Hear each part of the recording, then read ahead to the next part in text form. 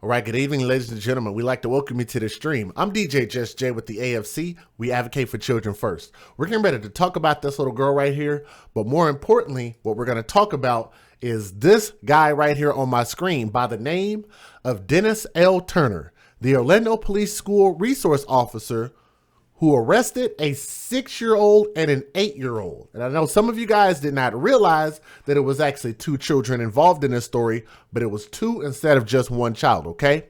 And they say that he has a history of run-ins with other police departments for alleged violence, and he was found to have used excessive force at least once while arresting a suspect, okay? Now, Turner arrested not 1, but 2 elementary school students Thursday and is now suspended and under an investigation, and the police confirmed this. Now, according to the Orlando Police Department tweet from 2018, Turner was supposed to have retired. During a series of email exchanges with Orlando police spokesman wherein the news tried to confirm Turner's date of hire, believed to be in 1995, and unofficially confirmed by the OPD tweet, the officer says she did not have access to a computer to confirm his hire date. But a report from 1998 shows an Orlando police officer named Dennis L. Turner was arrested for alleged beating of his 7-year-old son. And you guys know that I speak about spanking children, I believe, and keeping your hands, feet, and other objects off of these children, because I believe that we need to learn to parent better in 2019. We have to learn a better way of parenting instead of beating our kids. It's a Neanderthal method to raising your children. You should not have to do that, okay? Now, let's move on. A cursory search of city records did not show another police officer by that name. And again, I want to remind you guys, he was allegedly arrested for the beating of his 7-year-old son. A sheriff in a neighboring county in 2003 was reported to have asked a state attorney's office to investigate Turner after an officer was accused of telling the husband of a woman he was reported to be dating that he could hurt him and authorities could not do anything to me. If that's true, that's a very dangerous statement, okay? Now, then in 2016, the Orlando Police Department Citizens Police Review Board sustained, meaning they upheld an internal police investigation that found that he used excessive force during an arrest. Records show that in 2015, he earned more than $100,000 a year in salary. And you guys know for police officers, that's pretty high.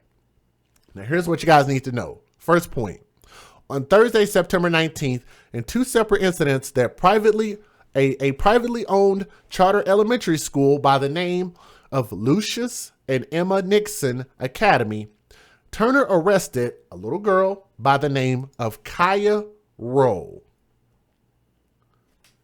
That little girl right there. Now, why I think that piece of information immediately is important is because, number 1, her name is out there. I don't like that. This little girl is very small. She's 6 years old. But the reason her face, her name, and information is out there is because the grandmother put her in front of the camera and allowed her to do interviews. Therefore, the entire world already knew what her information was because grandma put it out there. We're going to talk about her here in a moment, okay? Turner arrested that little girl, Kaya Rowe, for allegedly kicking another student. Her grandmother, not her mother, not her father, but her grandmother said that the child, who she admits has behavioral problems, was handcuffed, placed in a police cruiser, fingerprinted, had a mugshot taken, and was transported to a juvenile detention facility. Wow. Turner also arrested an 8-year-old on that same day. We don't even know whether it was a girl or a boy or what the race was or anything. We don't know anything. We just know it's an 8-year-old, okay? The child was returned to the school. The nature of the incident that led Turner to arrest that child is not clear. But Roll's grandmother, by the name, let me get her face up on the screen so you guys can see exactly who I'm talking about. That woman on the right-hand side, her name is Marilyn, Meralyn Kirkland. Marilyn Kirkland told the local media that her granddaughter was handcuffed, fingerprinted, and her photograph taken by police because of a quote-unquote tantrum. She said that the child is seeing a therapist to help with behavioral issues she said are related to sleep deprivation. She quoted as saying that the girl was shaking like a leaf after the arrest, meaning she was scared. Kirkland said that her granddaughter allegedly kicked somebody yesterday and they're charging her with battery. This is so crazy for a lot of different reasons. But for the police, the issue is Turner arrested children under the age of 12 without telling a supervisor, which is against department policy. I'm going to repeat that again. He arrested children under the age of 12 without telling a supervisor, which is against department policy. So that means what he did could not have taken place unless he consulted with a supervisor, which would have put that more on the shoulders of the police to say whether they should do this or whether they should not, as far as leadership. Here's the second point. Followed by a request from the news for comment and answers to a number of questions about the incident and Turner, Orlando Police Lieutenant Wanda Miglio forwarded a statement from the chief of police. And they said, on September 19th, a school resource officer, Dennis Turner, was working at a charter school when he arrested an 8-year-old and a 6-year-old on separate incidents. Both were misdemeanor charges. And we're going to actually talk about this whole little thing also and kind of where I think it culminates from. They were both arrested on misdemeanor charges. During the arrest, an OPD supervisor became aware of the arrest and immediately corrective actions were taken. Pursuant to the Orlando Police Department policy, the arrest of any person under the age of 12 requires the approval of a watch commander or manager, which was not obtained in this case. The first transport officer was not aware and approval was not obtained, and the 8-year-old was processed through the Juvenile Assessment Center. The child was released to the family member a short time later. The second transport officer verified approval was not obtained, and the process for the 6-year-old was stopped immediately. Now, what I'm going to do is I'm going to highlight that point because I believe there is also another discrepancy in that point alone, but we'll come back to that. The child was immediately returned to school prior to being processed at the Juvenile Assessment Center. We'll come back to that. The officer working at the school is assigned to the Reserve Officer Program, and his duties have been suspended pending the outcome of an internal investigation. Here's the third point. Orlando Police Chief Orlando Rowland took Turner's actions personally as a father and a grandfather. The Orlando Police Department has a policy that addresses the arrest of a minor, and our initial findings show that the policy was not followed. As a grandparent of 3 children less than 11 years old, this is very concerning for me. Our department strives to deliver professional and courteous service. My staff and I are committed to exceeding those standards and expectations. I have a theory about why this all happened, and I think I'm going to actually surprise a lot of you people with this. Here's point number 4. According to records and reports in 2003, the sheriff of Seminole County asked that the state's attorney office investigate Turner after the officer was accused of telling the husband of a woman he was reported to be dating that he could hurt him. And it was nothing the police could do or the authorities could do anything to. He said that they couldn't do anything to me based on what they wrote. In an Orlando Sentinel report from January of 2003, it was noted that Turner thumped him in the chest while telling the man that he wouldn't get in trouble for threatening him, which is disturbing in itself. Then in 2016, the Orlando Police Department's Citizens Police Review Board, that's a lot of wording. The department's Citizens Police Review Board sustained, meaning they upheld it, and the internal police investigation that found he used excessive force during an arrest. In 2016, Orlando Sentinel report on police excessive force, Turner was one of the officers named. They quote, Dennis Turner, a 20-year department veteran who used a taser on a man 5 times. The last 2 jolts came after the suspect was on the floor and had already stopped resisting. Turner was given a written reprimand for excessive force, so that is documented. The internal investigation may have been tied to that incident. Here's the last point. Apopka, Florida police arrested an Orlando police officer named Dennis L. Turner in May of 1998, charging him with aggravated child abuse on the beating of the cop's 7-year-old son. And to me, that dictates a pattern of behavior. The child had welts and bruises on his torso and arms. The Orlando Sentinel report from the time said that Turner beat his son after bringing home bad grades. You guys know how I feel about people beating children. It's cowardice and it's a bully mentality. Okay? Now, then Orlando Police Sergeant Jeff Goltz told the paper that Turner was suspended pending the outcome of the investigation, and details of the arrest were not immediately available, nor was adjudication in the case, if any. Let me go ahead and give you guys the fair use, and let's go ahead and start the video. Federal law allows citizens to reproduce, distribute, or exhibit portions of copyrighted motion pictures, videotapes, or video discs under certain circumstances without the authorization of the copyright holder. This is called fair use. It is allowed for purposes of criticism, news reporting, teaching, and parody, which doesn't infringe of copyright under 17 U.S.C. 107. Investigators say the 6-year-old and an 8-year-old were both taken into custody yesterday on unrelated charges. Now, Orlando police are launching an internal investigation into this case. News 6's Nikki Zizaza joins us live from their headquarters tonight. And Nikki, you spoke with the grandmother of this 6-year-old, and she is pretty upset.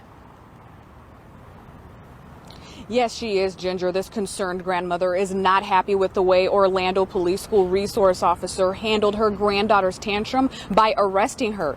The department's policy states that in order to arrest a child under the age of 12, you must have a watch commander's approval. And police tell us that did not happen in this case. I turn my TV with this remote. Kaya Roll is like most little girls. She loves pink and has a cheery outlook on life. Come sit down. But after what her grandmother says happened on Thursday, the bubbly 6-year-old has little room to focus on school after she got a call from a school resource officer saying Kaya was arrested. I said, what do you mean she was arrested? Say there was an incident and she kicked somebody and she's being charged and she's on her way. Marilyn Kirkland says her granddaughter's journey to the Juvenile Detention Center by Orlando police officers began at Lucius and Emma Dixon Academy Charter School. She's arrested and she has a charge. She's charged with battery. The disorienting chaos, too much for Kirkland to process. She has a medical condition that we're working on getting resolved. So he says, what medical condition? So I said, you know, she has a sleep disorder, sleep apnea. He says, well, I have sleep apnea and I don't behave like that. The first grader handcuffed and carted off, where the grandmother says she was fingerprinted and even had a mugshot taken. No 6-year-old child should be able to tell somebody that they had handcuffs on them and they were riding in the back of a police car and taken to a juvenile detention center to be fingerprinted, mugshot. Kaya equally as upset. No, I'm good. but happy to be home. I felt sad that my grandma was sad. And I really missed her. Orlando police confirmed there will be an internal investigation regarding this incident. As for the school, they have not commented. Kirkland also says that Kaya is supposed to report to court on October 16th, and if she does not, a warrant will be issued for the 6-year-old's arrest. For now, live in Orlando, God. Nikki Zizaza, Getting Results, News 6. Let me play that part again. Orlando police confirmed there will be an internal investigation regarding this incident. As for the school, they have not commented. Kirkland also says that Kaya is supposed to report to court on October 16th, and if she does not, a warrant will be issued for the 6-year-old's arrest. For now, Will be issued for the 6-year-old's arrest. Come on. What are we doing, man? What are we doing in America? I don't understand. live in Orlando, Nikki Zizaza, Getting Results, News 6. Let me go ahead and stop it right there. Let me go ahead and move on with the next video here. I'm going to show you guys a couple videos, let you guys hear what the news had to say. A 6-year-old Florida girl was arrested at school by an Orlando school resource officer. She was charged with battery, and her grandmother says when she got the call, she couldn't believe it. I said, what do you mean she was arrested? Say there was an incident and she kicked somebody and she's being charged. No 6-year-old child should be able to tell somebody that they had handcuffs on them and they were riding in the back of a police car and taken to a juvenile detention center to be fingerprinted, mugshot. That is just heartbreaking to hear. Marilyn says Kaya did act out, but she was likely tired from sleep apnea. But says what the resource officer did just took things way too far. Now that school resource officer is under investigation. The police department says he broke policy when he arrested the 6-year-old. I turn my TV with this remote. Kaya Roll is like most little girls. She loves pink and has a cheery outlook on life. Come sit down. But after what her grandmother says happened on Thursday, the bubbly 6-year-old has little room to focus on school after she got a call from a school resource officer saying Kaya was arrested. I said, what do you mean she was arrested?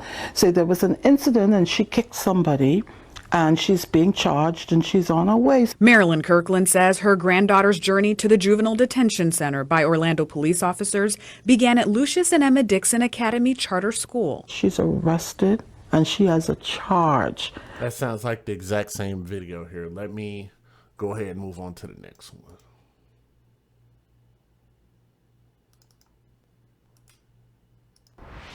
Welcome back, 8:12. This morning, an Orlando grandmother is demanding answers after her 6-year-old granddaughter was arrested. Kaya Roll is like most little girls her age. She loves pink. She has a cheery outlook on life. But her grandmother says that all changed on Thursday after she got a call from a school resource officer saying Kaya had been arrested. I said, what do you mean she was arrested? Say there was an incident and she kicked somebody and she's being charged and she's on her way. She's arrested and she has a charge. She's charged with battery. The first grader was handcuffed, fingerprinted, even had a mugshot taken. In fact, an 8-year-old at the same school was also arrested that day. The Orlando Police Department says that officers have to get approval from the watch commander before arresting anyone under the age of 12. The officer assigned to the school did not do that, but Kaya still has a date with a judge.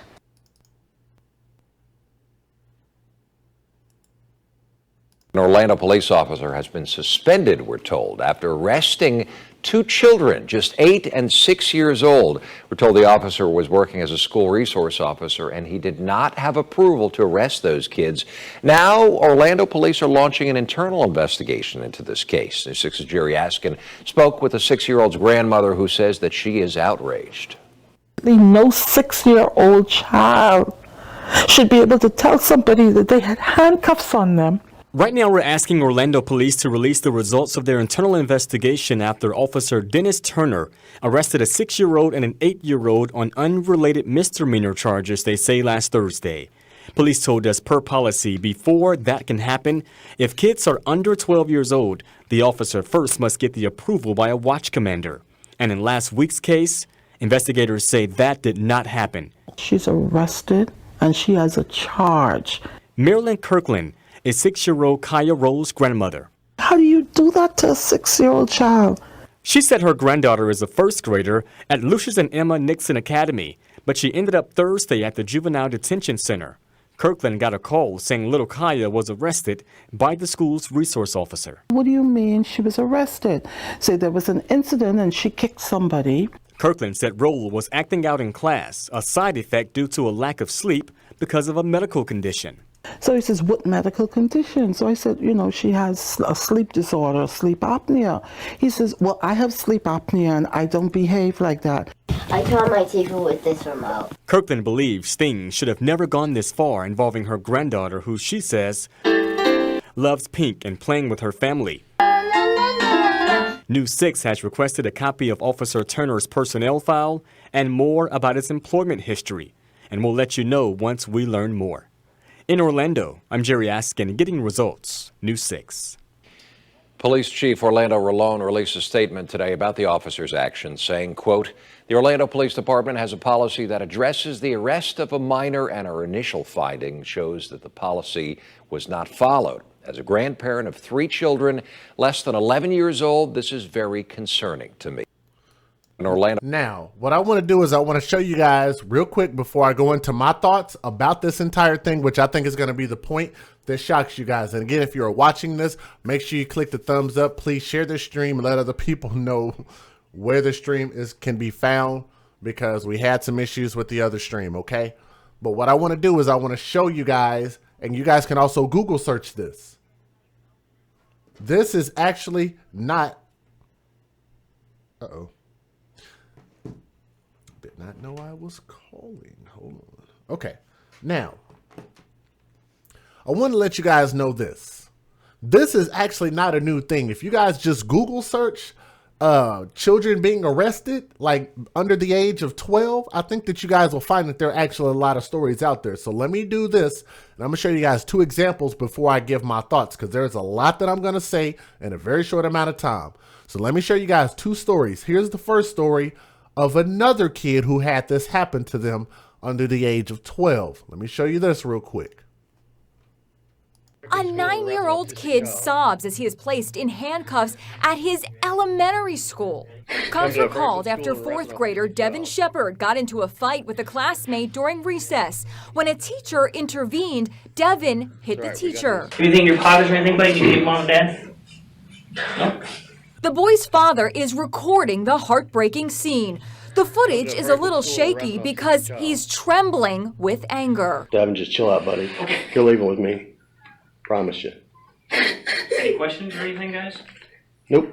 Okay. You want my name? You're recording my name. I'm recording you. I ain't worried about my attorney be contacting you. Right on. I'll get the report tomorrow morning. Love you, buddy. I'll be right there. Little Devin can't stop crying as he's led out of Needham Elementary School in Franklin, Indiana. Today, Devin's parents, Ronnie and Melissa Shepard, are speaking out. That video, very hard to watch, very difficult to hear your son crying. It was very disturbing. I knew I kept my cool because I was out of school. Devin says the fight on the school playground was triggered after his classmates started bullying him. Devin, who is autistic, was charged with battery and criminal mischief. The local police department says in a statement, officers involved followed both department and juvenile arrest protocol. But Devin's family says they went too far. Any questions or anything, guys? Well, the charges against the child were dropped. The school has now said in a statement that their faculty handled the situation calmly and with compassion. I want you guys to notice that they said that the charges against the boy were dropped. One more story, and then I'll go ahead and get to my thoughts on the story that we're currently watching. Okay, here we go. Right now, the family of a 6-year-old are demanding change at their local police department after the little girl was handcuffed after she threw a tantrum. Celicia Johnson is a kindergartner at Creekside Elementary in Milledgeville, Georgia. She was apparently tearing items off the walls and throwing furniture during an outburst last Friday. Keep in mind, this is not the same story, not even from the same year. This was from years ago. I'm just showing you guys this to show that this has actually happened quite a few times. This similar thing. The school called police. When an officer arrived, he said he tried to calm the girl, but she wouldn't settle down. So he handcuffed her and took her down to the station. Her family says they went way too far. She may have misbehaved, but I don't think she actually misbehaved to the point that she should have been handcuffed and taken downtown to the police department. Well, 6-year-old Celicia was charged with simple assault and destruction of property. The chief of police says it's department policy to transport any suspect to the station in handcuffs, regardless of age. Now, we want to know what you think about this. And joining us today to talk about this topic and all the others. Let me go ahead and stop that right there. That's enough of that particular story, just to get you guys to understand. Not only has it happened to other kids, but it's happened regardless of race. It's happened to boys, girls, black, white. But let me talk about this. First and foremost, to get you guys to understand what this school is about, okay? Let me get that school up on here again. Let me see. Lucius and Emma Nixon Academy. Lucius and Emma Nixon Academy. That's the name of the school, right? And I want you guys to understand, based on the information that I found, I could be wrong. If you guys know better, please let me know. This school is mainly a black school.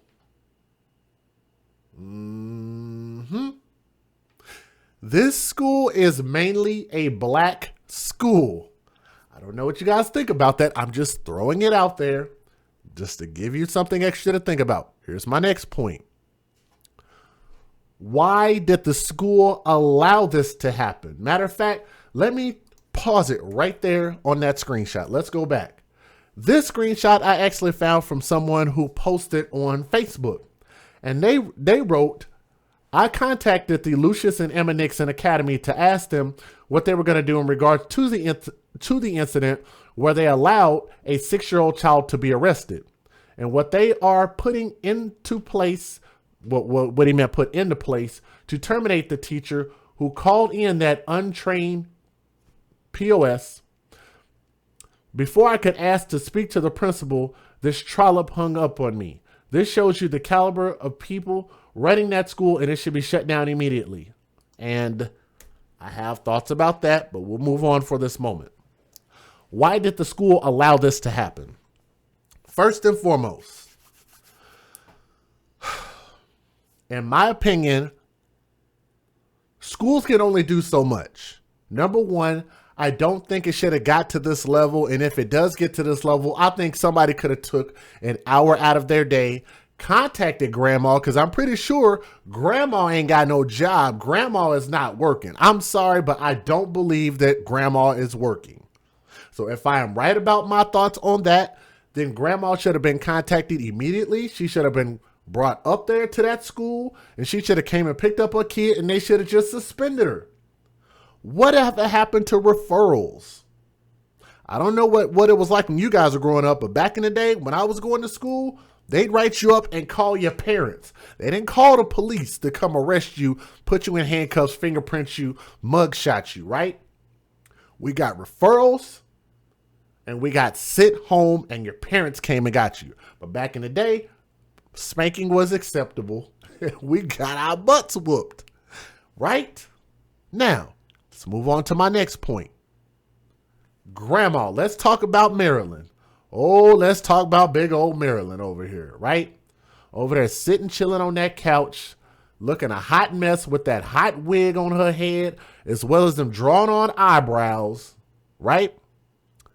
Grandma did not care about the privacy laws that are actually in place to protect her granddaughter. What do you guys think about that? Because I want you guys to notice the age, the sex, and race. I'll say that again. The age, sex, and race were not disclosed of the 8-year-old child.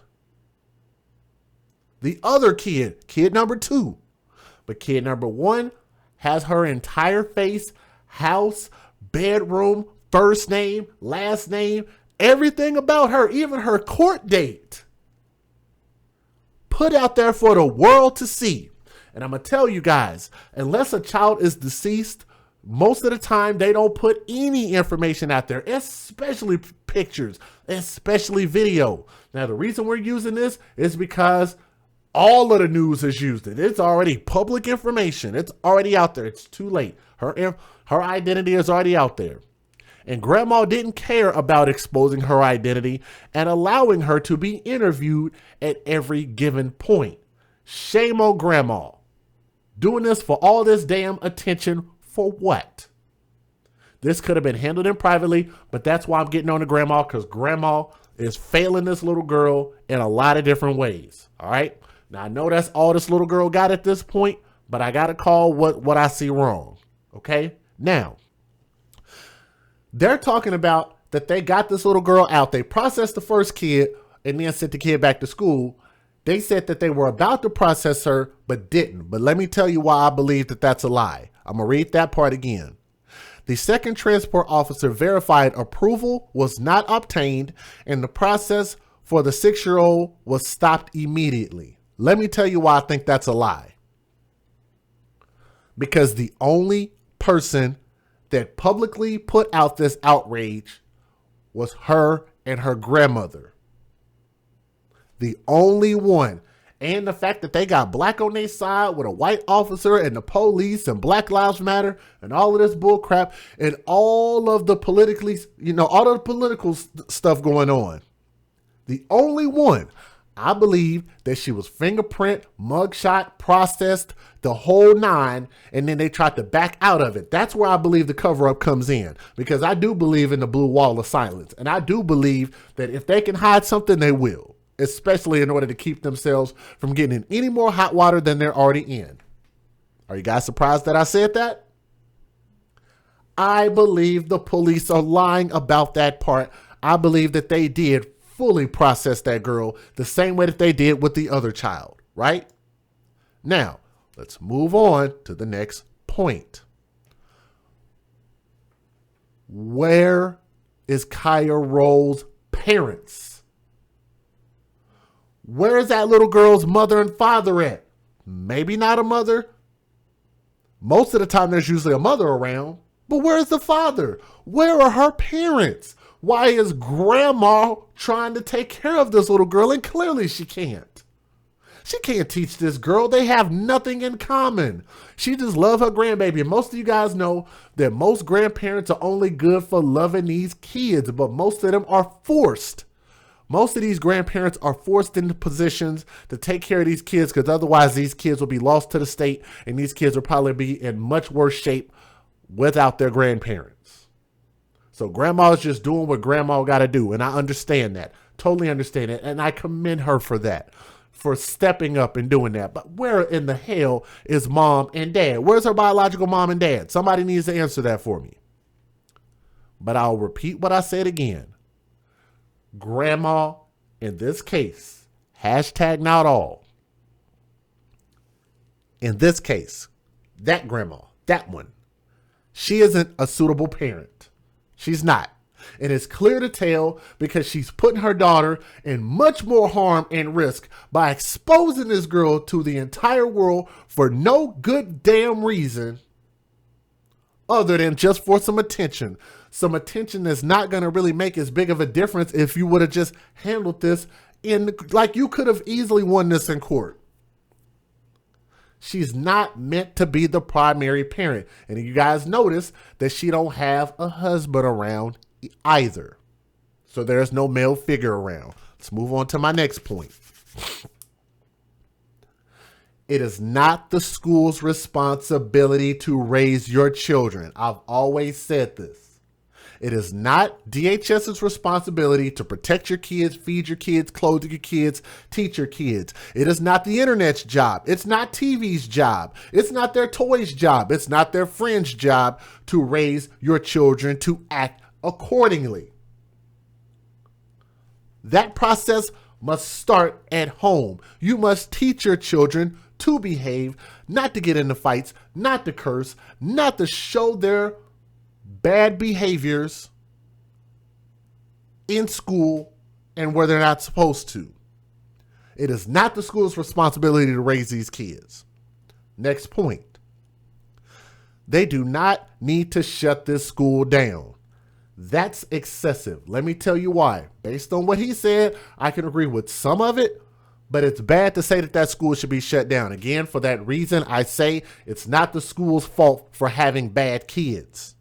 It's the parents' fault.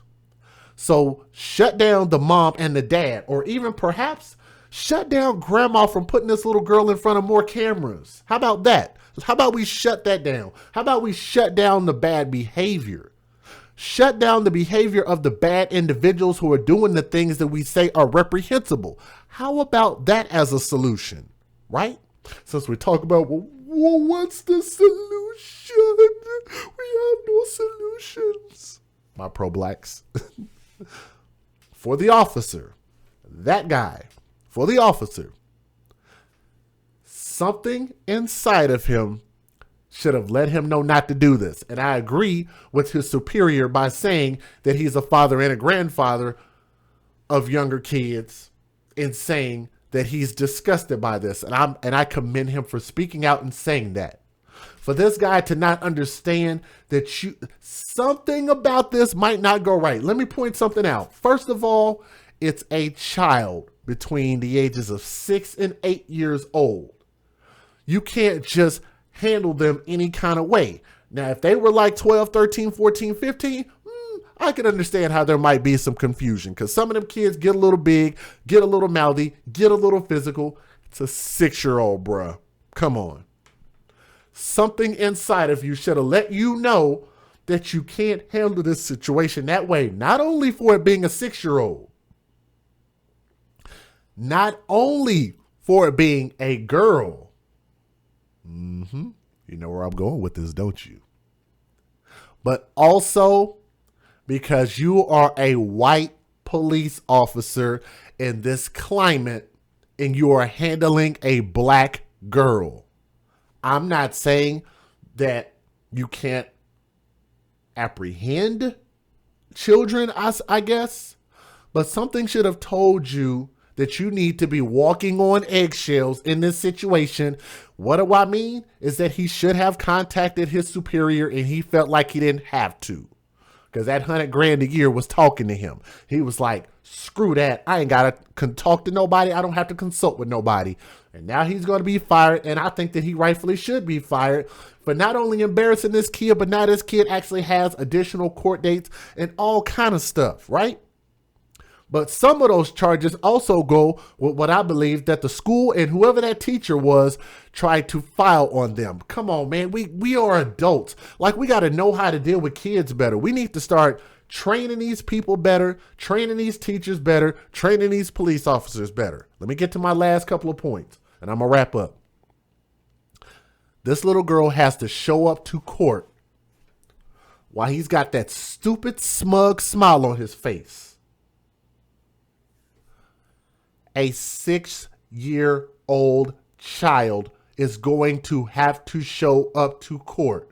And if grandma don't get this little girl who says she has sleep apnea up in time and be at court on time when they call her name, they are going to issue what is called a bench warrant for a 6-year-old girl's arrest.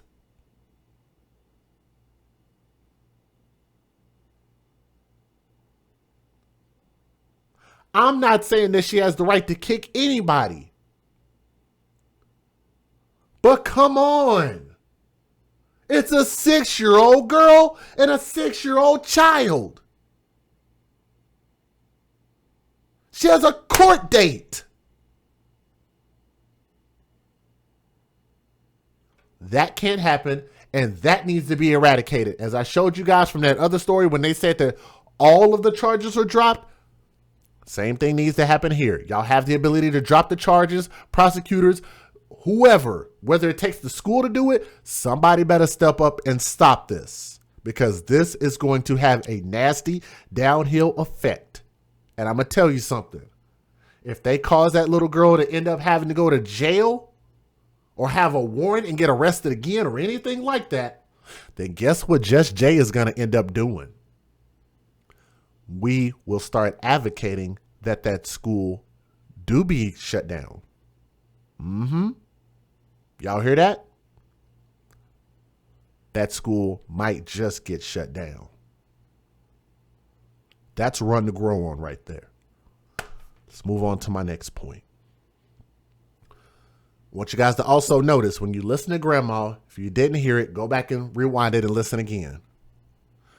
Grandma is making excuses for this little girl's behavior when she says she had sleep apnea, she didn't get enough rest, so she kicked someone at school. I'm going to say that again, because if y'all don't believe me, go back and listen to the video again. Grandma said that the 6-year-old girl, Kaya Roll, has sleep apnea, and the sleep apnea is what caused her to kick someone. If that is not the epitome of an excuse, then I don't know what is. Because as a grandmother, you tend to spoil your grandbabies. That's what grandparents usually do, is they spoil them. That's what we've always known grandparents to do, is spoil the kids, right? In my opinion, I believe that's what grandma's doing. She's spoiling her and causing and inciting more of this bad behavior to continue as she gets older. Last point, because I remember going through this. Kids who are just starting school, she's only in 1st grade, will have some issues.